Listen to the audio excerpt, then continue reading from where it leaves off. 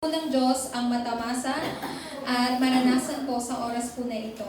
Kami po ay lubos na naniniwala na ang inyo pong salita sa oras na ito ay patuloy na kumikilos at binibigyan po ng katuparan sa pamamagitan po ng inyong anak na si Jesucristo.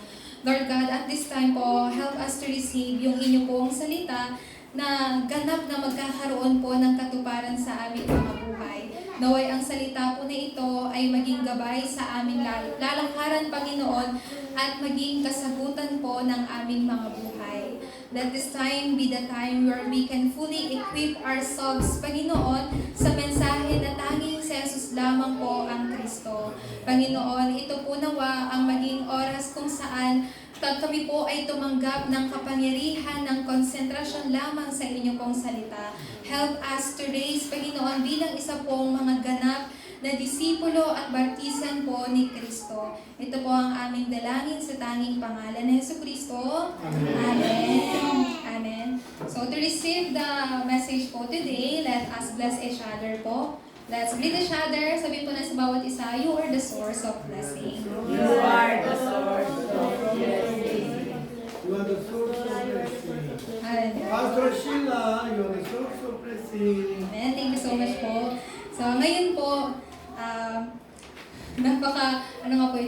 napaka pinagpalang araw at oras po na tayo po ay tatanggap ng salita po ng Diyos. So this time will be the time of confirming once again the covenant and the fulfillment of its word po sa mga buhay po natin. So just like the word, in the word po na atin pong binasa, sinabi po sa Genesis chapter 1 hanggang 27 po, siguro ang bawat isa po sa inyo ay familiar na sa salita po na ito. Pero from this word po, kailangan po nating makita ang daan upang panumbalik po yung original na pagpapala na ipinagkaloob po sa atin ng Panginoon. So malalaman po natin what is the way to restore this original blessing. So when God created mankind po, God created man, God created them in His own image po.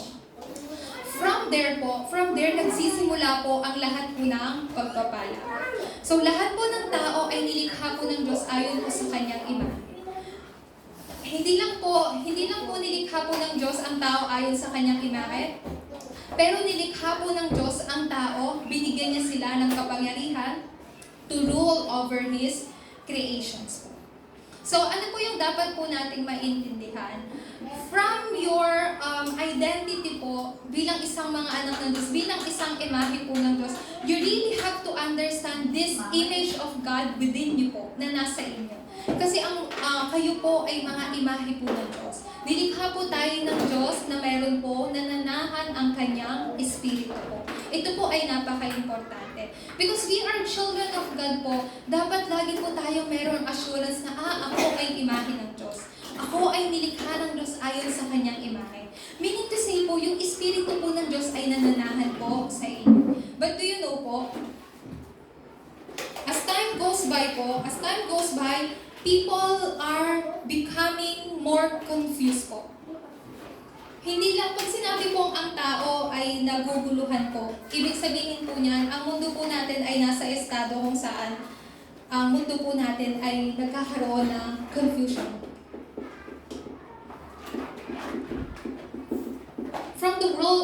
From the word confusion po. So katulad po ng sinabi ko po kanina sa inyo po, because we are God's children po, dahil tayo po ay mga anak po ng Diyos, tayo po, hindi lang po tayo nilikha po ng Diyos. God created us in His own image po. But kung makikita po ninyo sa inyong paligid po, the people of this world po are becoming more confused po as time goes by. Saan po sila naguguluhan? Gusto ko po sanang i-emphasize po ito sa mga young remnants po natin. So, when you heard this word po, there are some people who said na they are having identity crisis. Alam niyo po ibig sabihin ng identity crisis? Hindi po nila kilala kung sino sila. Even sabihin po niya, they wander. They don't know the way. Hindi lang sa hindi nila alam yung daan, pero they cannot find the way. Maybe they know the way, but they cannot find the way po.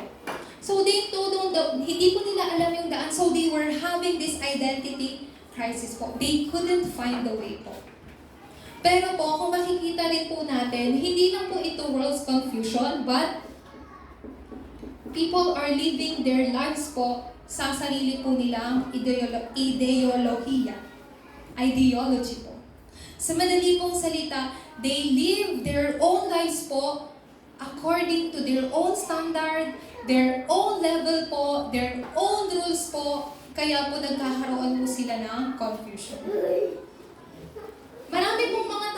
Marami pong people said po, or there's a lot of people po, they said that, this is not self-centered. This is not being self-centered, but this is self-love. Sabi nila, hindi kami nagiging sentro sa sarili namin, pero pagmamahal to sa sarili namin.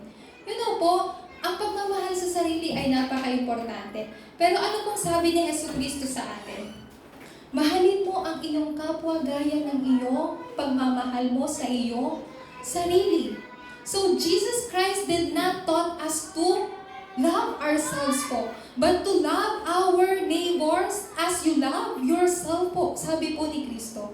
Pero ang mga tao dito sa mundo, they keep on saying na, it's not being a material-centered. This is having self-desire. Sinasabi nila, masama ba magkaroon ng desire? Masama bang magkaroon ng kagustuhan? So they keep on saying, this is not about being material-centered. This is not about being money-centered. We are just having self-desire. Yung iba rin pong mga tao sinasabi na, hindi lang kami nagpo-focus sa success, pero we just want to have self-achievement. Sa isang salita po, they want the satisfaction po. Self-satisfaction. Pero, in the end po, kahit ibahin po ng tao yung salita po na ito, it all falls into Genesis 3, 6, and 11 po. Even though they said, this is not being self-centered, it's self-love. Even though they said, this is not being money-centered, it's just having self-desire. Even if they said na, it's not being money-centered or material-centered, it's just that we want self-achievement or self-satisfaction. But in the end po, it falls into Genesis 3, 6, and 11. From the word self. Si Jesucristo po, hindi na tayo tinuruan na mahalin yung sarili po natin. Sabi ni Jesucristo, mahalin natin ang ating kapwa gaya ng pag-ibig or pagmamahal natin sa ating mga sarili. So, this one po, it may seem like world's confusion, but if you go deep down, meron pa pong spiritual reason po ito. What is this po?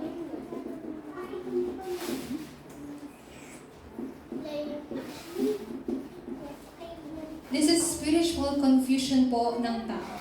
Sabi po sa Genesis 1, 2, why this is spiritual confusion po? Because this is spiritual emptiness. Spiritual emptiness po means they live their lives po without God. This is spiritual chaos. Why? Kasi they live their lives po following what Satan's want. Why this is spiritual darkness po? Bakit po? Kasi namumuhay po sila, they continue to live their life po under curses and disaster po. So, in upper part, ito po yung nakikita ng tao. But if you go deep down po, there is spiritual reason behind this. What is that po? Spiritual confusion. Sa madali pong salita, this is fundamental problem po. Fundamental problem that man cannot solve po sa sarili po nilang kalakasan po. That's why, what I want to tell you today po, do not have spiritual confusion po. But a child of God must have assurance po. What are the 5 assurances po of children of God? When we fall into this confusion po,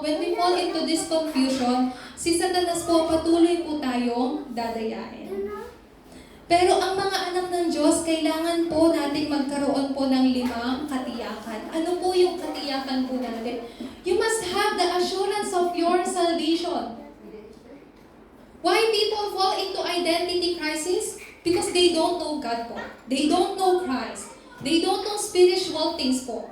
They don't know fundamental problem po. But you knew already. Assurance of salvation po means you go to heaven after you die po. This is our assurance po. Pangalawa po, what is the second thing that you must have the assurance po? Assurance of answer of your prayer. Why people wonder? Why people fall into their own ideology level and standard po? Bakit po? Kasi hindi po nila alam kung paano sila mananalangin po. They don't know what is the way to receive the answer po. Kaya di po ba, some people, they turn their back po saan po? Sa mga, ano nga po ito, Diyos-Diyosan, mga ribulto, mga images po. Why? Kasi ang alam nila, sa pamagitan na ito, magkakaroon ako ng kasagutan. But you, children of God, you must pray in the name of Jesus. Only by utilizing or by using the name of Jesus Christ, you can receive the answer of your prayer. Pero alam niyo po ba si Satanas? Si Satanas po, Satan, the devil, the demon po, si Satanas kaya rin po magbigay ng kasagutan. But is that a true answer po? Absolutely not. So you, children of God, must have the prayer of utilizing the name of Jesus so you can receive the answer po. What's the next one? The assurances that you must have bilang isa pong mga anak ng Diyos ay yung paggabay ng banal na Espiritu. You must have the assurance this po. Ang banal na Espiritu ay laging gumagabay po sa inyo. Ibig sabihin po nito, lagi niyo pong kasama ang Diyos. We can put here yung pagpapala ng with Emmanuel and oneness po. You have this blessing po and you must have this assurance. At ano pa po? Dapat magkaroon po kayo ng katiyakan sa kapatawaran ng inyo po mga kasalanan. Dahil tayo po ay mga anak ng Diyos, because we are children of God, it doesn't mean that, except na tayo magkaroon ng kasalanan. Maaari pa rin po tayong magkaroon ng kasalanan, pero hindi po ibig sabihin nun na hindi tayo papatawarin ng Diyos sa kasalanan po natin. Ang Diyos po ay tapat. Kapag tayo po ay manalangin po na humingi po ng tawad, tayo po ay patatawarin ng Panginoon. From our committed sin po. Pinaka-importante po sa lahat, you must have the assurance of your victory. Sabi po sa unang Korinto, chapter 10, verse 13. Wala pong pagsubok po na ibinigay po ang Diyos sa inyo na hindi niyo po kayang pagtagumpayan. So, kanino po ibinigay ng Diyos yung 5 assurances po na ito? God gave these 5 assurances po to His children. To you po, kayo pong mga anak po ng Diyos. So, do not fall into spiritual confusion po. Do not be deceived in this world's confusion po. You, children of God, must have the 5 assurances of your salvation, the answer of your prayer, where the Holy Spirit is guiding you, at yung kapatawaran ng panalangin ay ibinibigay sa inyo. Ganun din po yung katagumpayan. You must have this po. Kaya nga po, sa atin pong, ano po yung dapat po ninyong maintindihan po? From here po, you will understand what is the way to restore this original blessing po. From understanding these 5 assurances po, meron po tayo dapat na tinatawag na walang hanggang pagpapatuloy. Ano po yung walang hanggang pagpapatuloy na kailangan niyo pong tanggapin? Una po sa lahat, you have to believe po in the existence of the Holy Trinity God po in the beginning of creation. Kanino daw po kayo dapat maniwala? Una po sa tatlong persona po ng Diyos. You have to believe in the existence of the Holy Trinity God po in the beginning of creation po. In Genesis chapter 1 hanggang 3. You can see here po yung tatlong persona po ng Diyos na minention. In Genesis 1:1, nakasaad po dito, in the beginning, God created the heavens and the earth. Sino po doon? God. God created the heavens and the earth. And in verse 2 po, the Spirit of God was hovering over the waters. What is the Spirit of God? The Holy Spirit po. And in verse 3, and God said, let there be light, and there was light. Who is that light? Jesus Christ. So from the beginning po, na-mention na po yung Holy Trinity po sa atin. So this is something po na kailangan po ninyong lagi pong tandaan. What is this po? This is to experience the power of the throne po. This is our, ano po yan tinatawag natin? Una po sa lahat, kailangan po nating maranasan po yung kapangyarihan po ng trono sa buhay po natin. Ano po yung kapangyarihan po ng trono na dapat po nating maranasan? Una po, why we call this eternal continuation po? Ito po ay dapat na maranasan po natin yung trono ng bartisan sa buhay po natin. Trono ng bartisan po natin, sa oras when we hold onto the covenant of Christ po, and when Satan's work is bound, the kingdom of God will be established po. Amin po ba? So this is the throne's power po, and this is the throne's partisan na kailangan niyo pong i-raise sa mga buhay po ninyo. Ibig sabihin po niya, you are raising yourself as God's platform. You are God's platform po, there's no doubt. You are the watchtower and the antenna also. Just remember this po, when you hold on to the covenant and the work of Satan is bound, what you will see po, you will see the work of God's kingdom being established po. And from here po, makikita po ninyo yung inyo pong only uniqueness and recreation po. Pangalawa po, kailangan po ninyong tanggapin bilang inyo pong kasagutan. This is the throne's journey po. This is the throne's journey na dapat po ninyong makita. Ano po yung trono ng paglalakbay na to? This is the path where the triune God, where the Holy Trinity God is working po. This is throne's journey. You will see here po, makikita niyo po dito, sa oras na ito, ang tatlong persona ng Diyos ay kumikilos sa akin. This is where the triune God, this is the path where triune God is working po. Ano ba itong throne's partisan? This is the seven partisan prayer po. And this is 7 journeys prayer po. So sa inyo po, lagi ko pong binibigay po tuwing linggo po yung 777 prayer po na ito. So why do I have to mention this every Sunday po? Nang sa ganun po, you always raise itong throne's partisan po within you. Yung throne's journey po within you, where yung path po that you are taking, it is the path where the triune God is working po. Just remember po, lagi niyo pong tandaan, sa buhay po ninyo, ang Holy Trinity God ay lagi pong kumikilos. Pangatlo po,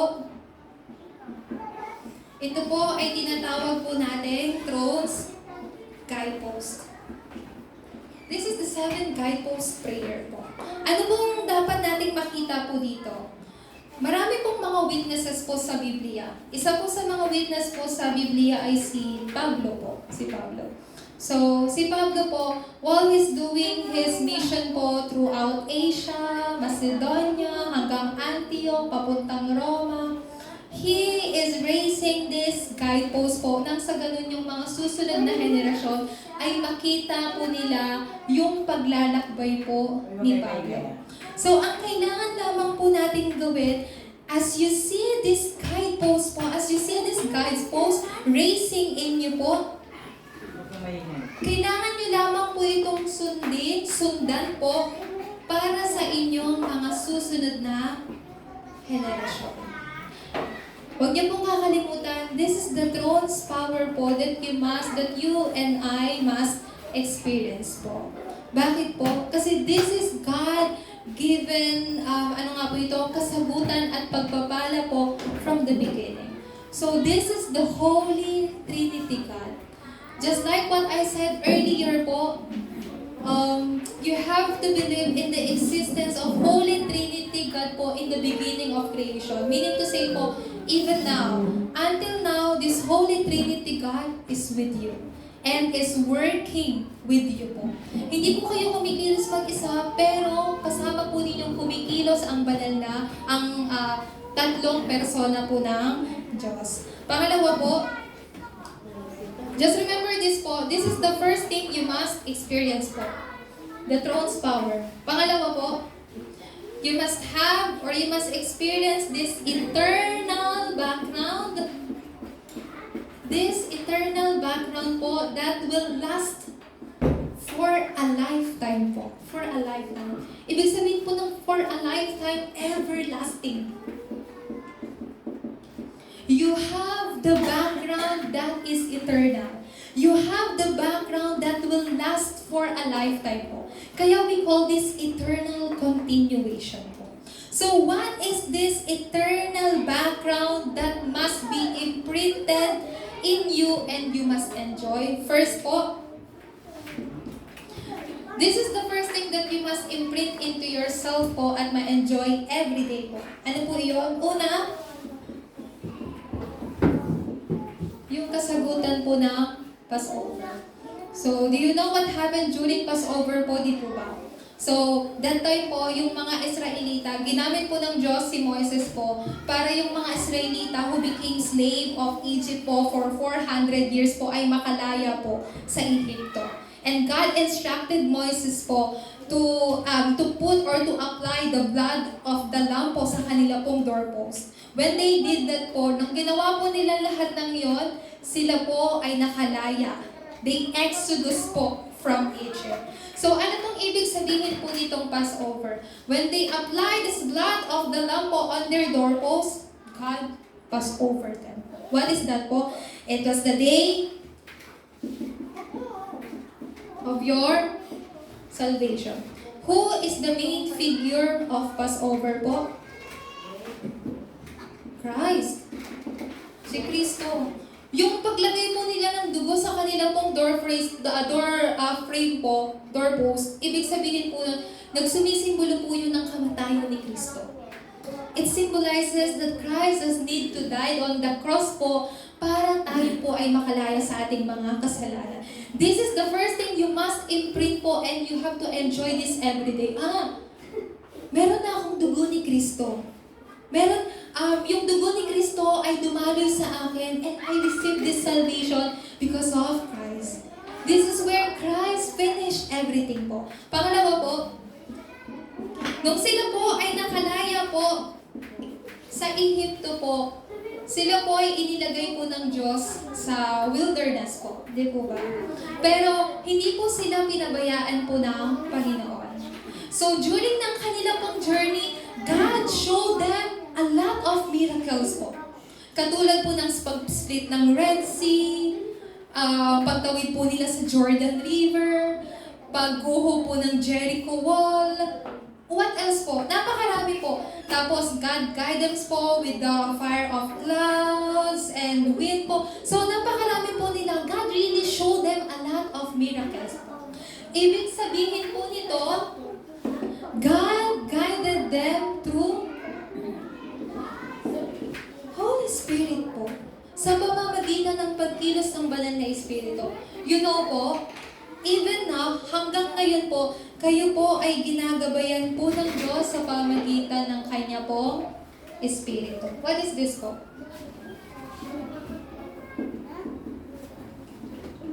Ano po ang kapangyarihan ng Diyos? Banal na Espiritu. How did God show you His power po? How did God show you His power? So, meron po ba kayong testify po na, I received and I experienced this God's power in my life? You know po, when did I experience the power of God in my life po? When all our family members received salvation. That was the first time that I saw how God's power is really amazing po. So I do not remember how they received salvation. It's just that when we came to our house and our missionary shared them the gospel, you know po, they all accepted Christ po sa kanila pong puso. That was the first time that I saw God's miracle sa buhay ko po. It is really possible po. So, ganun din po sa buhay po ninyo. Yung tunay na milagro po ng Diyos sa buhay po ninyo, kayo tumanggap ng kaligtasan. Yung pamilya po ninyo tumanggap ng kaligtasan. Ito po yung tunay na kapangyarihan po ng Diyos na mararanasan po ninyo. Pangatlo pong kailangan niyo pong ma-imprint sa inyo po. During this time po, na sila po ay nag-wander sa wilderness po for 40 years, did God abandon Israelites po? No. God provided them everything. To the point po na hindi po sila nagutom, hindi po nawasak yung kanila pong mga suot, wala po silang inalala po sa kanila pong buhay. So ano pong ibig sabihin po nito? Naranasan po nila yung trono po ng Panginoon. Trono po ng Panginoon, as we live our lives po dito po sa mundo, tayo po ay tatawagin po ng Diyos sa Kanyang kaharian. You are bearing this fruit po sa loob po ng trono po ng Panginoon po. Kaya po, ano po yung dapat po nating malaman? This is your background po. Your eternal background, which is everlasting po. What do you have to do with these three things? Imprint in you and enjoy this everyday po. Si Kristo at ang banal na Espiritu at ako na siya na ano po ito, nabibilang sa kaharian po ng Diyos. Pangatlo po. So by following these three strings po, so you will see the eternal answer that will last for a lifetime. What is it daw po? Eternal answer. Eternal answer that will last for a lifetime po. Everlasting. So, ano po yung tatlong string po na yun? Una sa lahat, meron pong daloy ang salita po ng Diyos. Pangalawa po, meron din pong daloy po ang panalangin. At kailangan niyo pong makita ang daloy ng Ebanghelyo po. Ano pong ibig sabihin po ng sino po ang center ng word, prayer, and evangelism po? One word? It's Christ. Sino po yung dapat po ninyo pong hawakan when you are receiving the word? Christ po. Only Christ. Whose name you are using or you are utilizing po kapag kayo po ay nananalangin when you pray? The name of Jesus Christ po. And why? Kapag pumupunta po tayo sa field and do evangelism po, like for example, nakamit po kayo ng inyong pong friends, you want to share the gospel to them. Ano pong mensahe ang i-relay po ninyo? Tanging Kristo po. This word po, ito pong salita po na ito, matatagpuan niyo po ito sa pamamagitan ng pulpito po na ito. And this word will become yours. My word. When this word become yours, it will become your prayer, my prayer. When this word and prayer become yours, you will see this answer po as your evangelism po. Ano pong makikita niyo po dito? This will become all yours po. Bakit po? Kasi ang sentro po nito ay si Kristo. Amen po ba? So do not forget po, because you have this eternal background, 100% po, absolutely po, po, when you follow this stream po, you will see this eternal answer within you. This is God-given answer and blessing po sa kanya pong mga anak. So, para po sa atin pong pagtatapos, pwede ko na po ba itong burahin? So, para po sa atin pong pagtatapos,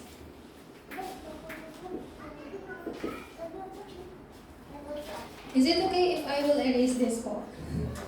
I'll just erase this. So, una po sa lahat. So, para po sa ating pagtatapos po, we have to hold to this only Christ. Why do we keep on saying po, only Christ, only Christ, only Christ? Because there's no other way po. If there is another way, we will tell you po. If there is another way, we will tell you. But there's no other way. It's only Christ po. Why it should be only Christ po? Kapag pinanghawakan niyo po itong si Kristo bilang inyong natatanging Kristo, you will begin to see this this answer of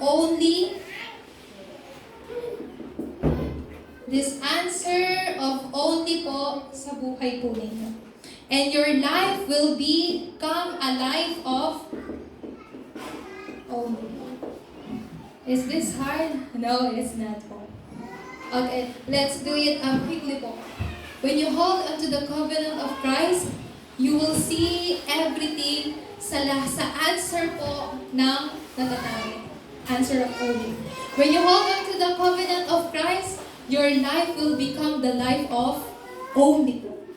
The life of only where you hold on to Christ po. So, una po, burahin ko na po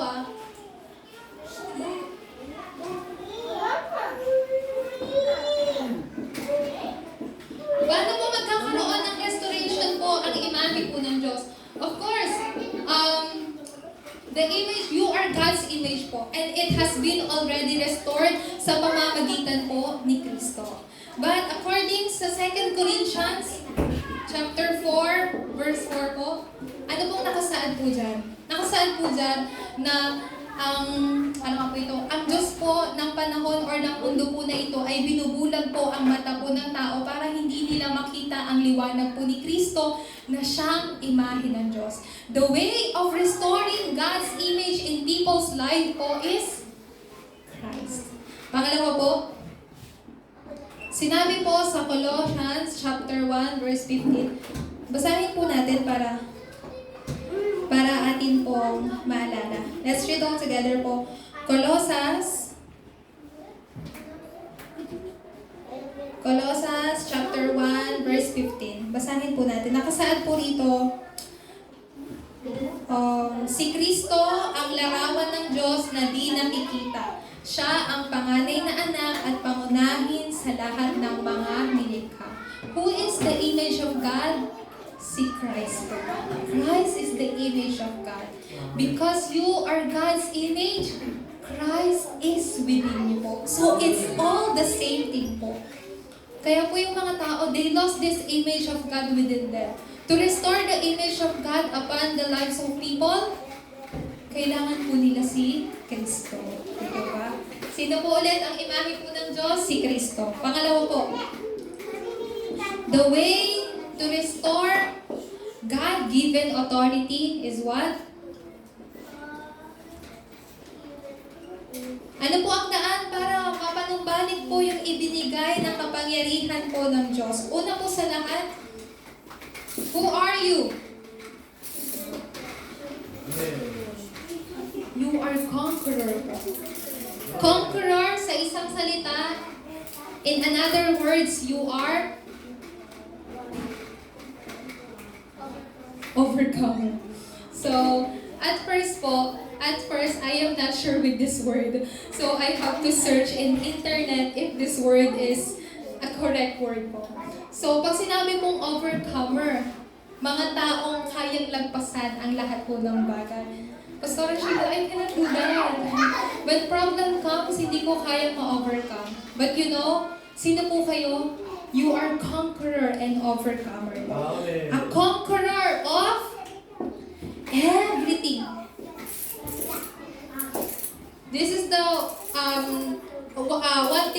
you must not forget po. You are the conqueror of everything. Why? God told you already in Genesis 1:28. Di po ba? God blessed them and said to them, "Be fruitful, increase in number, fill the earth, subdue it, rule over the fish in the sea and the birds."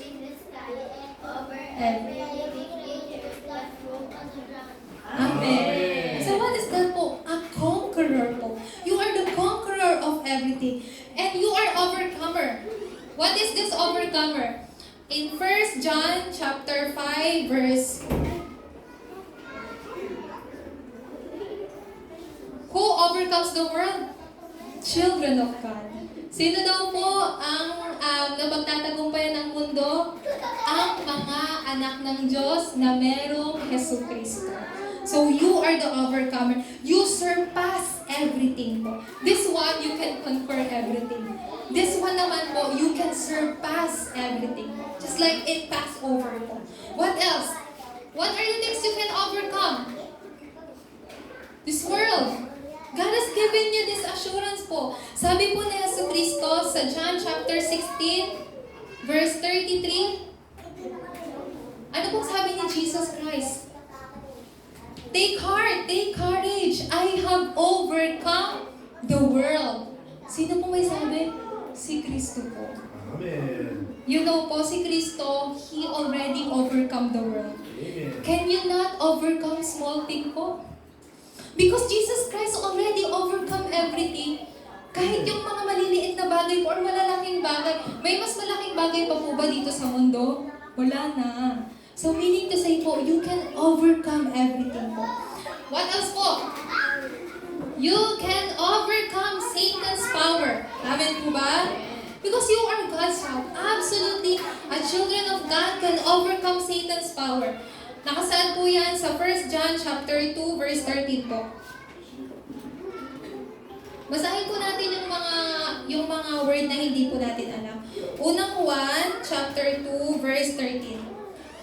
Nakasaad po rito, "Sumusulat ako sa inyo, mga ama, sapagkat kilala ninyo siya na sa simula pa'y siya na. Sumusulat ako sa inyo, mga kabataan, sapagkat napagtagumpayan na ninyo ang masama. You have overcome the evil one." Who is the evil one? Satan. So this is the power of God's children po. Pangatlo, this is the most important thing. You have overcome unbelief. Amen. Me. Nakasaad po yan sa Mark chapter 9, verse 23 hanggang 24. Ito po yung time po na yung isang lalaki, isang ama po, meron po siyang anak na lalaki na may sakit. Nakita niya po si Jesucristo. Sinabi ni Jesucristo, "Anong sakit ng anak mo?" "Panginoong Jesus, yung anak ko, matagal nang nilalagnat. Nagsusuka." Ano pong sabi ng lalaki po na ito? "Panginoong Jesucristo, kung kaya po ninyo, if you can," sabi ng taong to, "Lord Jesus, if you can, please heal my son." Pero anong sabi ni Jesus? "If I can," sabi ni Jesucristo, "everything who believes in me ay magiging possible lahat yon. Kung sino man ang maniniwala sa akin, lahat ng yon ay magiging posible." So anong sabi ng taong to? "Yes, Lord, I believe. Please heal my unbelief. Pagalingin niyo po yung hindi ko pananampalataya." So what is this po? This is the assurance that God has given you po. You can do everything, di ko nasita. Do not be afraid po. Amen. Take challenge. Amen. So, when was that po? Wednesday, I talked to her po. She can already walk. But Amen. she's afraid po. Because she might fall down. I told her, do not be afraid po. Do not be scared po. As you walk konti-konti, just remember that God is always with you po. You can always do everything po. Amen po ba? So take heart. Take heart because Jesus Christ have overcome the world. Take heart po because if you believe, everything is possible po. Amen. Amen po ba? Amen. Palakpakan po natin ang Panginoon. Amen. So, from our today's message po,